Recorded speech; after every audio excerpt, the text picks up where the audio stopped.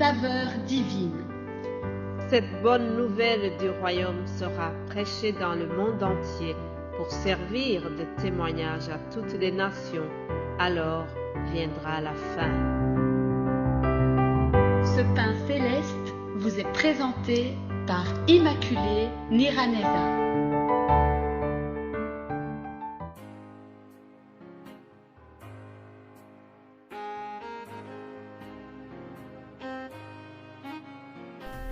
Shalom, shalom, mes bien-aimés de Dieu, recevez la paix, le bonheur et la joie du Christ ressuscité, celui qui a vaincu la mort. Alléluia. J'espère que vous avez passé une très très belle fête de Pâques et je souhaite que la joie de cette fête vraiment reste dans nos cœurs. Je vous accueille tous chaleureusement à l'écoute de cette émission. J'espère que vraiment la parole de Dieu va encore une fois nous faire du bien.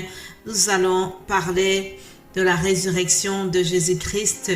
Je voudrais souligner une chose, la mort et la résurrection de Jésus-Christ.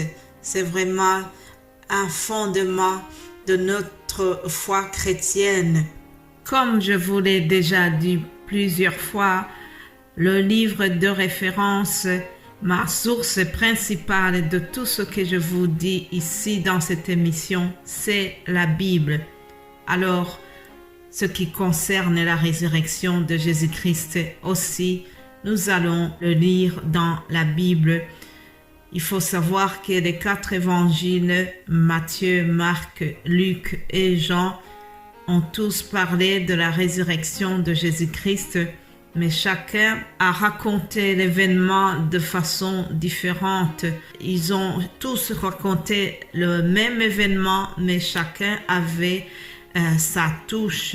Donc, c'est bien de lire les récits de la résurrection, mais en les lisant dans chaque évangile.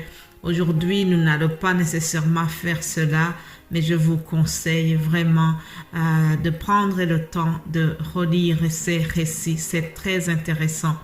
Alors aujourd'hui, je vous propose de lire d'abord dans Marc 16.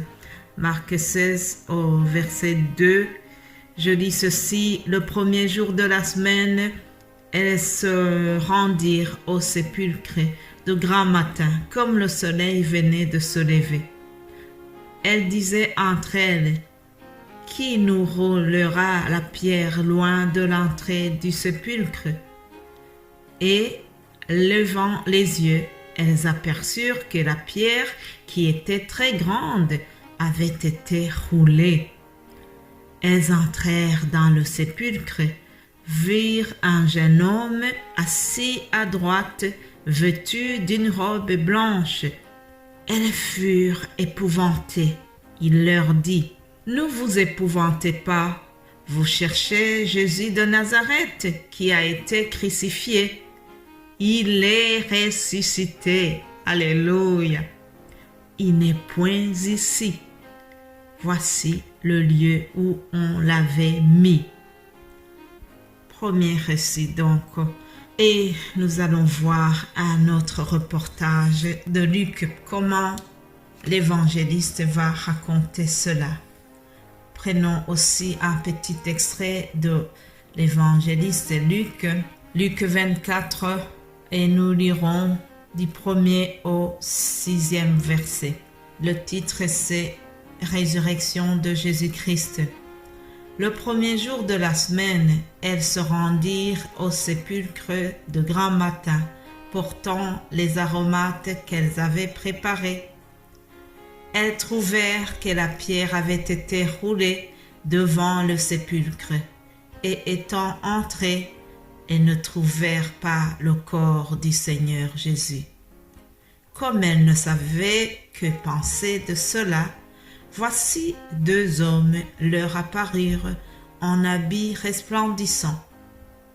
Saisies de frayeur, elles baissèrent le visage contre terre, mais ils leur dirent: pourquoi cherchez-vous parmi les morts celui qui est vivant?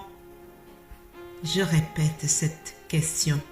Pourquoi cherchez-vous parmi les morts celui qui est vivant? Il n'est point ici, mais il est ressuscité. Alléluia. Voilà ce qui fait la joie de Pâques, chers amis. Voilà ce qui fait l'objet de notre espérance. C'est que Jésus-Christ est ressuscité. Aujourd'hui, son tombeau est vide. Alléluia. Le tombeau vide de Jésus-Christ nous dit que le Dieu en qui nous avons mis notre confiance, c'est le Dieu de la vie. Et ce n'est pas une vie ordinaire, chers amis. C'est une vie éternelle, celle qui a été promise dans Jean 3,16. Vous savez que dans ce verset, on nous dit « Dieu a tant aimé le monde qu'il a donné son Fils Jésus-Christ, afin que quiconque croit en lui ne périsse point, mais qu'il ait la vie éternelle. » Alléluia.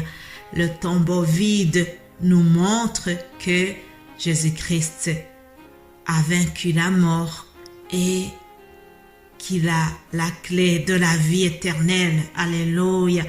Le tombeau vide nous dit que la mort n'a pas pu le retenir. Même dans le tombeau, Jésus-Christ est le Seigneur. Le tombeau vide nous dit que la vie est plus forte que la mort. Aussi, ça nous rappelle cet amour infini dont Dieu nous a aimés. Oui, chers amis, l'amour est plus fort que la haine. Aimons-nous les uns les autres. Alléluia. Le tombeau vide nous dit que Jésus-Christ est la résurrection et la vie. Rappelez-vous ce qu'il a dit dans cette famille chez Lazare, celui qui était mort depuis 4 jours. Vous lirez l'histoire de la résurrection de Lazare dans l'Évangile selon Jean chapitre 11. Ça vaut vraiment le détour. Il faut lire ce passage pour bien comprendre aussi la résurrection. Jésus leur dira, il a dit dans cette famille qui était dans le deuil, et Jésus leur dira, je suis la résurrection et la vie. Alléluia. Jean 11, 25. Il est la résurrection et la vie. Il l'a prouvé. Celui qui croit en lui vivra même s'il est mort. Alléluia. Et bien-aimés de Dieu, nous devons nous réjouir d'une chose, c'est que Jésus-Christ a vaincu la mort. Et parce que il a vaincu la mort, il nous donne aussi la victoire. Nous savons que, au travers de la résurrection de Jésus-Christ, nous avons l'espérance et nous avons l'espoir que, même si nous mourrons tous un jour, mais celui qui a mis sa foi en Jésus-Christ, il y a une autre vie qui l'attend, et c'est une vie éternelle. Une vie où nous n'aurons plus de maladie, une vie où il n'y aura plus de cancer, une vie où il n'y aura plus de Covid, une vie paisible. Alléluia. C'est celle-là qui nous attend. J'espère que vous aimez tous la vie. La médecine fait tout son possible. Il y a le progrès de la médecine. Avec ce progrès de la médecine, on essaie de prolonger la vie.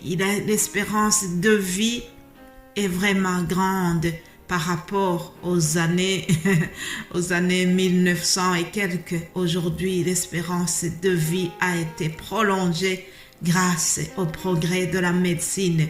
Mais Jésus-Christ nous promet meilleur que les scientifiques, parce que lui, il nous donne une vie, il nous promet une espérance de vie éternelle. Pas une vie prolongée, mais une vie éternelle. Je te souhaite vraiment de faire confiance à Jésus, de mettre ton espérance en Jésus-Christ, le ressuscité, afin que tu aies un jour la vie éternelle. Passez une excellente journée, continuez d'avoir la joie de Pâques. Pour ce lundi de Pâques, je vous souhaite vraiment que Jésus-Christ, le ressuscité, vienne ressusciter tout ce qui serait mort en toi. Il est capable de le faire. Il est tout puissant. Mettons notre confiance en lui. Il le fera. Passez une excellente journée, chers amis, et nous allons nous retrouver demain par sa grâce divine. Amen.